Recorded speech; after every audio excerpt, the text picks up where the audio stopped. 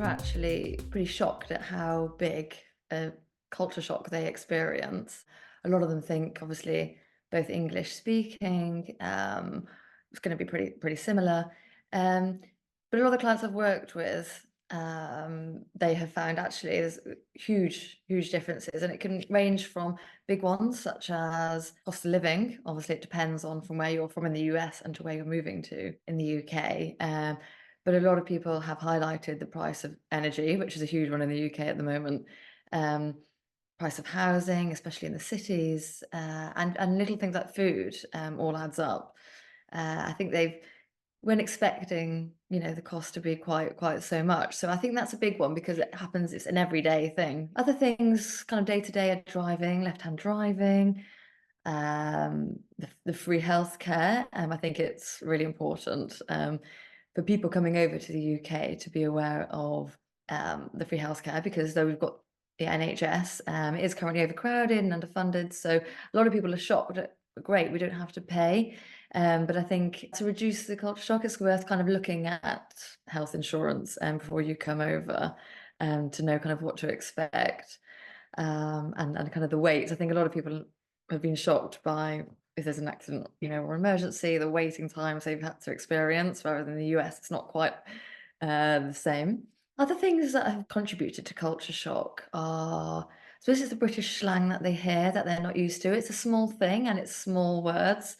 It's not a big difference, but when you're hearing it every day, such as things like, sidewalk, pavement, French fries, chips, like unique things like eggplant, aubergine, they all contribute that actually we do speak differently, and it does create a sense of we are definitely in a different country, we're definitely experiencing a new culture, and that takes a little bit of getting used to. And then there's lots of little things that just make you realize that you're not at home. The sinks, really obscure ones like hot and cold taps, the power outlets. I've had things like yogurt flavors, they can't quite find the same. But the type of food that we have over here, that's a great comfort of like how people actually start feeling like, oh, I'm in a different culture. The food's not the same. There's a lot of things that are missed and people can't quite find the same types of food or products in the UK shops. Like UK shops are very different. They don't have huge signs hanging above aisles and supermarkets. People are lost. Another big one, actually, that I hear a lot is customer service in the UK, or lack of. People in the US go really out their way, I think, for customers and service. And sometimes there are the odd person that you can find that are friendly and really go out their way to help. But we're not generally known at the moment for going above and beyond customer service. So things, and this, creates a huge culture shock, because when you come over to the UK, you need that customer service to help you get settled. And that exacerbates the loneliness because people aren't getting customer service. No one seems to be that willing to help. You have to find out a lot of things on your own. And things like bank accounts, which are, people say are a big issue when they come over here. Setting up a bank account, there's no customer service in banks often, people have said, in their opinion. And you need a bank account to start your day living. You can't get many things with that bank account here, but then opening a bank account, you need paperwork, 3 months worth of proof of address to open a bank account. So it's kind of a catch-22, and not having that access to money, you feel very lost. There's a huge amount of things that are out there. If you're proactive enough, that can be done to reduce homesickness, but you do need to be proactive. It's not just going to happen. I think I found that with a lot of my clients, those that have done their research before arriving to the UK, and expect that there's going to be big differences, there's going to be culture differences, have actually experienced less culture shock and are therefore settled in a lot quicker, and consequently been less homesick. So like I just said, those who've prepared before they come over and they've educated themselves, they've researched life living in the UK, they've spoken to people here, are significantly kind of less homesick. They feel less isolated. My role is to be here for like one source of information, for a trusted source, to give people guidance of living in the UK. Whereas, the internet, there is a lot of wealth of information out there, but what can be trusted? But one thing I do think is that there's kind of no excuse to kind of educate yourself about the UK. There's lots of YouTube videos, there's lots of resources out there, to find out about day living. So I think prepare, educate, and research. I think expect culture shock. Know that it is a different country. Like I said, we both speak English, but there's differences. Recognize it and give yourself time. Like it's fine to have that culture shock. It's fine to feel that way. And it's normal. A lot of people are surprised at how long it can take to feel at home. So when I say expect it, expect to take at least, I would say 18 months. It sounds a long time, but to feel truly at home, the average that I've worked with is about, if they haven't kind of had a coach or anyone to help them, if they're on their own, then I would say 18 months to 2 years, they actually start to feel settled. It's kind of a curve where, you're anxious before you go, you get really excited, then like kind of going through a honeymoon period, really fun, and then it starts, like the curve kind of starts to drop, and then is when you start feeling isolated, lonely, and then if you don't do anything about it, if you're not proactive in the tips that I like provide or any guidance, then you kind of go to a plateau where you just want to go home, basically. So these tips kind of up that curve and start making you feel like you're actually embracing the country. So I'd say keep an open mind, where you're going. All about that mindset shift. Be positive. It's very easy to compare UK back to the US because it's so similar. It's even easier to compare things. So kind of embrace the culture you're in. Remind yourself why you left the US, why you came to the UK, and stop focusing on the negative.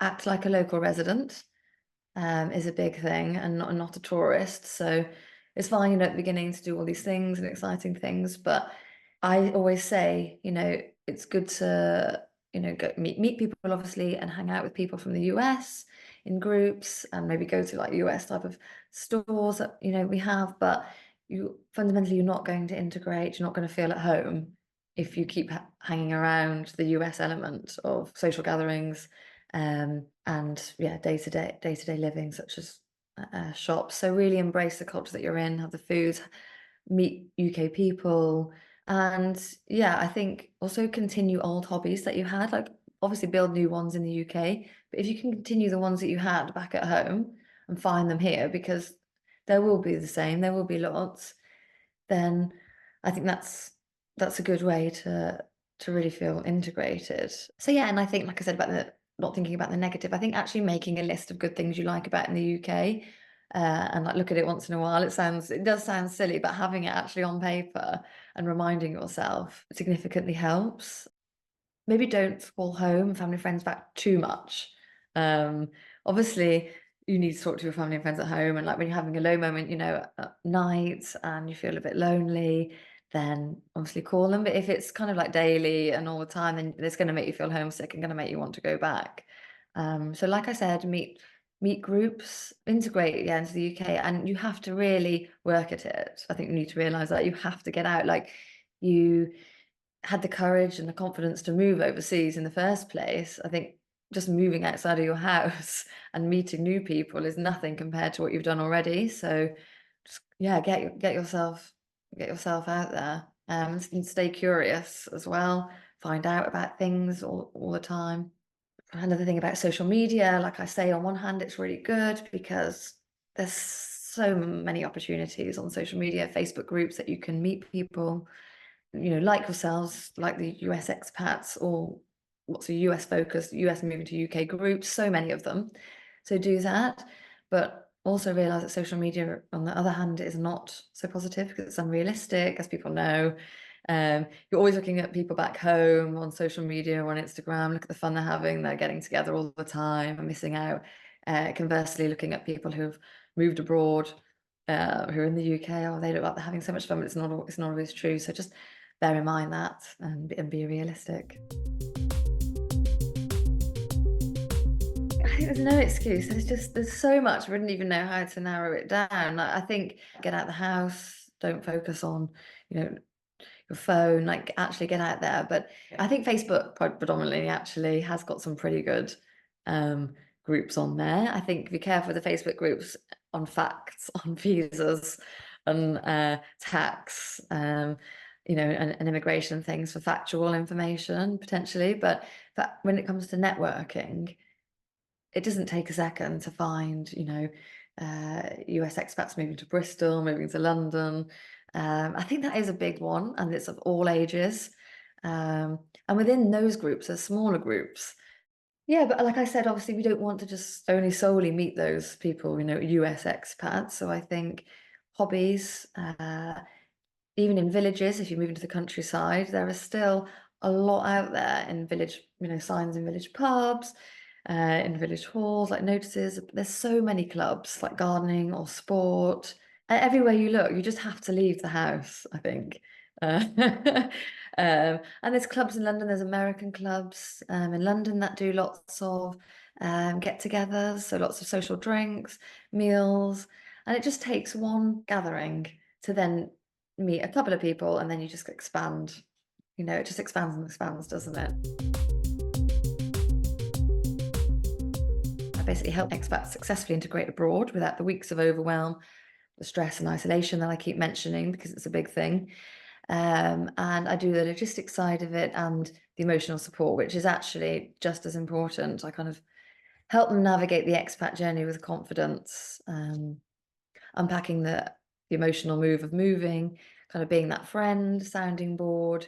Like I said, there's a lot of noise out there online of immigration, tax. It's very overwhelming where to start. So I basically give you a starting point, kind of that one-stop trusted source of advice, whether it be the practical supports, including professional recommendations for visa guidance and healthcare system navigation, and the emotional support. So what is the sole reason you're struggling to settle in? Like, why are you homesick? Let's get down to the actual reasons of why you're unhappy, and let's start progressing forward. So we kind of make small goals weekly. I keep them accountable.